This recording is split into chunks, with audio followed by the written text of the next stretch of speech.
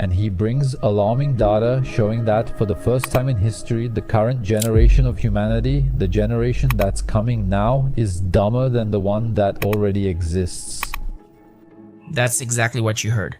We've reached a point where calling the younger ones dumb isn't just a joke or mockery, it's actually a fact. This might sound surprising if you're from Generation Z or a parent of a Gen Z child. But what's really going on? What are the reasons for our dumbing down?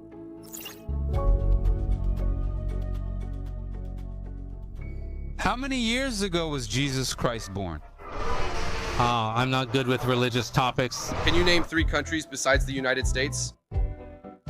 I'm terrible at history. I was worst at it. Can you ask about science? I think it's here. What is there? Santa Catarina. That's Rio Grande do Sul. Do you know who was in the Civil War? Yeah, the Nazis versus Germany. No. Yes. No.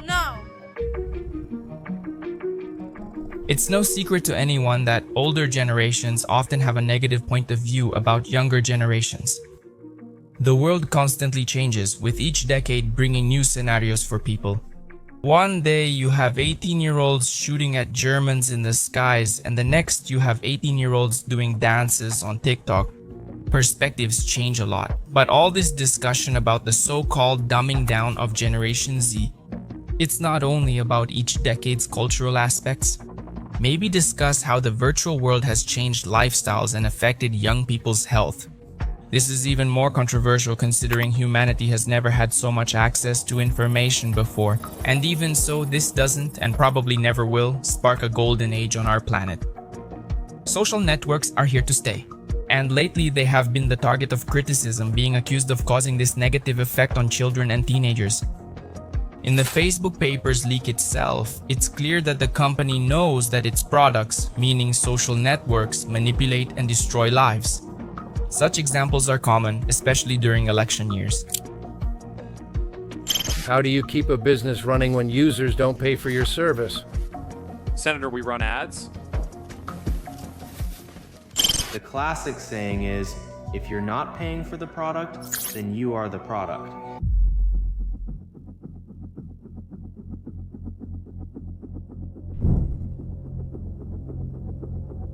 These social networks are built with strategic mechanisms to retain and addict their users. And this one, the one you're on right now at this very moment, is no exception. Everything happens in a very innocent way while we don't realize the destructive effect that the uselessness and essence of certain information causes in our minds. You said that the brain, it kind of does it adapts to the environment. Like it's as if the brain needs to be, it can be kind of dumb. And then it adapts to TikTok, like the most it needs to be, let's say. Is that why people are getting dumber with TikTok? It's a simplification, but I like to say that the brain works in an economic relationship. Cost benefit. TikTok has a very low cost, and for the brain, a very, very nice benefit. Taking this dopamine thing, TikTok, in a way, it optimizes dopamine release. Done.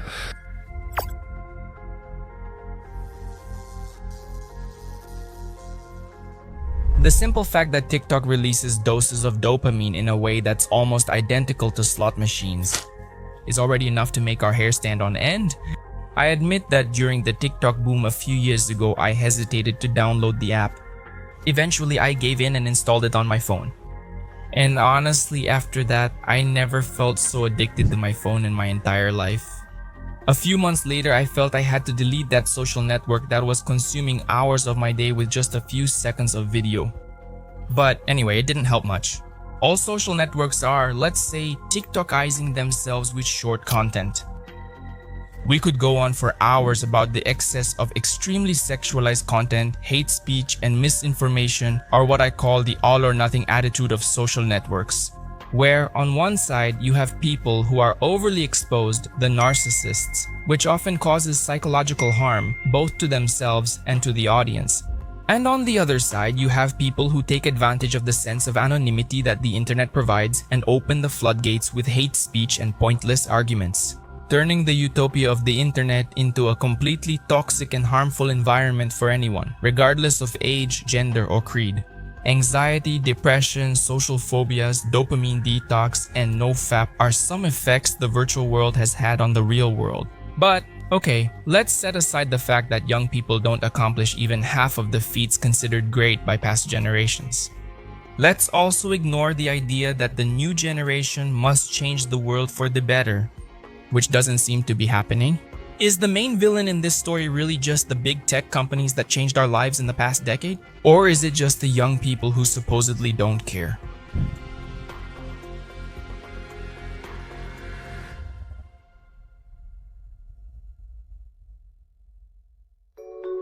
The intelligence quotient increased steadily throughout the 20th century, generation after generation, leading to the FLYNN effect. These were really massive. In other words, we didn't just get a few more questions right on the intelligence quotient tests. We got a lot more questions right on the intelligence quotient tests than each successive generation since the tests were invented. But for the first time in history, we're seeing a turning point. And the line on that graph, which was pointing upward, is now pointing downward. Instead of using all this knowledge available at our fingertips, we cling to Google to access knowledge on demand. Or simply the famous, if I don't know, I'll look it up. I'll check when questioned. Something that rarely happens. A search engine like Google, for example, instead of serving as a constant bridge for knowledge, it ends up becoming a crutch for our brains addicted to dopamine, completely breaking the expectation of better times with better people. But it's not like libraries in the past were always crowded either. James Flynn says the main reason our intelligence quotient increased over the last century was the rise of logical hypothetical deduction, something people around 1900 struggled to do. Alexander Luria, a Soviet psychologist from that time, and he contributed interviews with people from about 100 years ago, which helped the researcher Flynn validate his theory. And then Luria approached another person, and he said, "There are no camels in Germany." "Hamburg is a city in Germany. Are there camels in Hamburg?" The guy said, "If it's big enough, there must be camels." And Luria said, "But what do my words suggest?" And he said, "Well, maybe it's a small village where there's no room for camels." In other words, he didn't want to treat this any other way except as a concrete problem. This was an example of the 3 unforeseen events by Luria that Flynn mentions in his technology, entertainment, design talk. But it's noticeable that, in the past, we had trouble dealing with problems that weren't real. Well, we developed this ability, but apparently we're regressing it again. Why is this happening?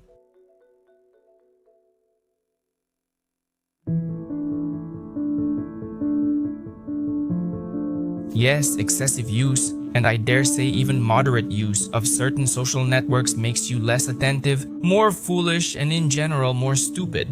Especially in the first stage of life, as the neuroscientist Michel Desmourget shows in the book The Digital Cretin Factory. Discussing education, particularly in Brazil, can be quite complex. And demonizing technology is by no means a sensible attitude, even though it does bear a good share of the blame. But relying on the state to provide decent education also doesn't seem wise. In the early years of the Soviet Union, the Bolsheviks took over a country where no more than 30% of the population could read and write. According to Lenin himself, you can't build a socialist paradise in an illiterate country, and that's why a law called Likhbez was created, which made literacy in Russian mandatory for everyone from 8 to 50 years old. Several literacy elimination centers were created, which turned illiterate citizens into people who were at least minimally literate. The government even rewarded people for that.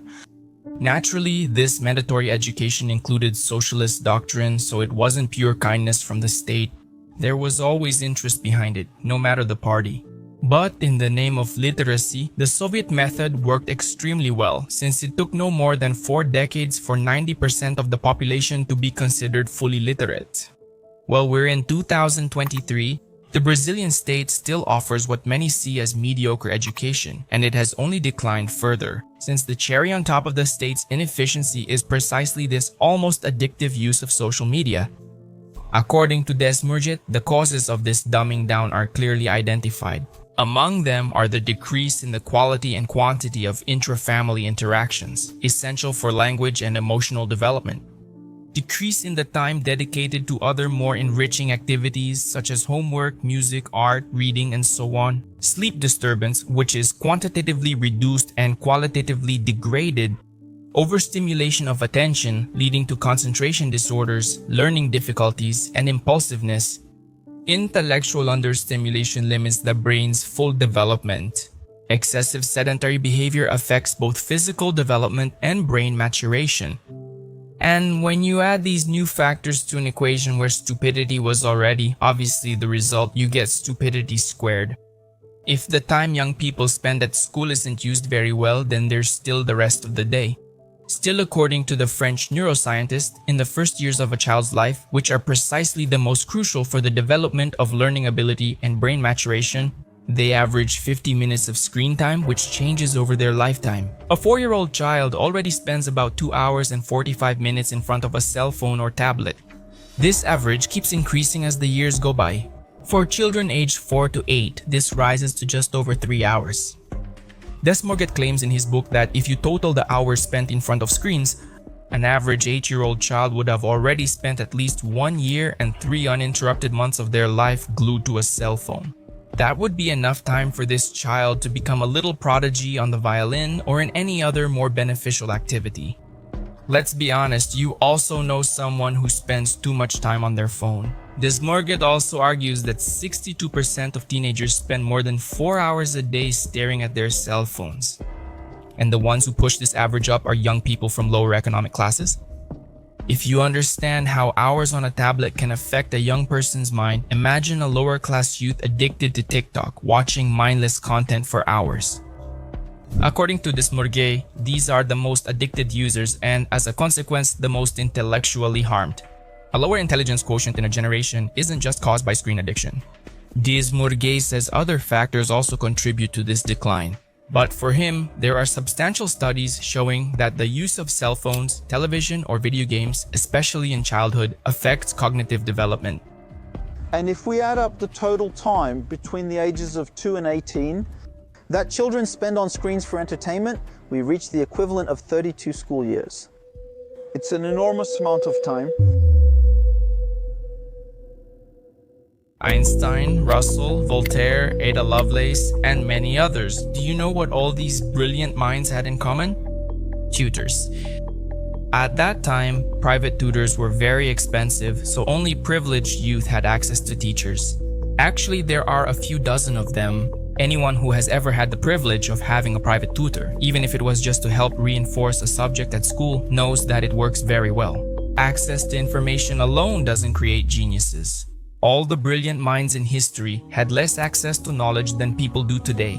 But the engagement they had with information, especially in the early years of their lives, was and is the key point. The history of mass education is relatively new and the subject of much controversy. It's also no secret that a school isn't made to produce geniuses, but rather batches of identical people. The model we know today was created in response to the Industrial Revolution's demand for minimally qualified workers. Speaking of revolution, this decade introduced one we thought would transform students' school performance and education overall. A sort of School 2.0, but 2 studies conducted under the supervision of the American Department of Education found exactly the opposite. The first concluded that exposure to educational software in preschool, even with the presence of teachers trained to use these programs, kept an average student still average. In other words, there was no positive impact. The second study, on the other hand, was able to show that the training and qualification of teachers in a 50-hour pedagogical training course resulted in a 20% improvement in student performance.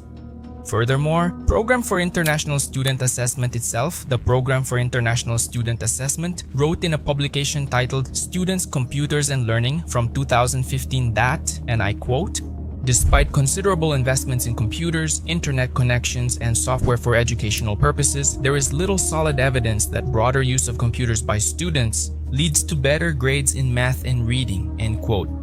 I think it's clear that more teachers, or rather, well-qualified and well-paid teachers, are still one of the main reasons for the improvement in students' academic performance. we would have a much better educated society. Not to mention the number of jobs that would be created, since the demand for more professionals in the field of education could skyrocket. In such a favorable scenario, what harm would there be in spending a little time on TikTok or something like that? However, if we compare the number of cell phones to the number of teachers on the planet, we'll get a good idea of the direction this world might take. Entertainment, games, social networks, none of these things are bad in themselves. The answer to what we like to consume isn't just moderation. The answer is to face the fact that many of us are deliberately neglecting any activity that is more enriching for our intellect in favor of cheap, shallow, frivolous, and excessive content. Addressing the subject of education for the masses means assuming that the individual should be educated by something greater than himself. And if we agree that the desire not to be an idiot should not come from ourselves but rather from this greater thing, we would then need to consider how appealing a more educated population is to those in power. As I mentioned, at a certain point in history, this was interesting for the Soviet Union for reasons that only history books can tell. If being a minimally educated person is really interesting to you, frankly, I don't see how in this era of so much information you could be deprived of that or even depend exclusively on a third party. YouTube offers plenty of educational content presented in a relaxed, light manner. For the new generation targeted by these statistics on declining intelligence quotient, maybe a bit of the responsibility for this comes from their own parents, since many set no screen time limits. Especially in childhood up to age 6, when the brain is more plastic and needs real interactions for proper development. The fact is that past generations are also, just like the current one, glued to their screens. Data from 2021 shows Brazilians spend an average of 5.4 hours daily on their cell phones.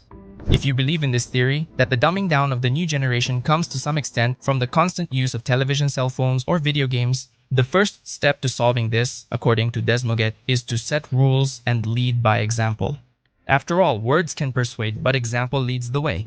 How can you tell your child to stop using their phone if you never put yours down? But after all, would it really be the parents' fault? Who among Generation Z, big tech companies, the state, or ourselves in the 21st century deliberately chose easy, cheap dopamine at every moment? I want to know your opinion about all of this. Leave your thoughts here in the comments. Well, let me guess, I'm sure you use WhatsApp. If you want to know the dark side of this app, I'm going to leave a very interesting video from a partner channel here from the channel Visionary Intelligence as a recommendation. It's showing up there on the screen.